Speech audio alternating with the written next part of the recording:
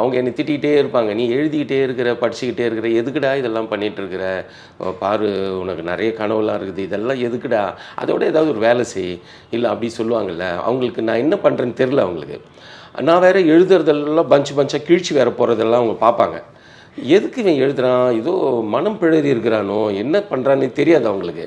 அப்போ நான் எழுதுறது எல்லாமே மந்திரவாதி கதைகளாக இருக்குது, சிஐடி கதைகளாக இருக்குது, பயங்கரமாக ஆக்ஷன் மெட்டீரியலாகவே இருக்குது.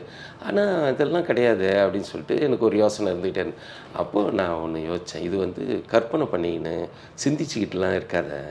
உனக்கு உள்ளத்தில் உன் ஃபேமிலியை பற்றி என்ன தெரியும், இந்த சமூகத்தை நீ எப்படி புரிஞ்சுக்கினேன், இப்படி கேள்வி அது எந்த ஒரு புத்தகம், எல்லா புத்தகமும் அந்த குறிப்பாக இவரோட அலெக்சாந்தர் குப்ரினோட மலோக்னு ஒரு நாவல்.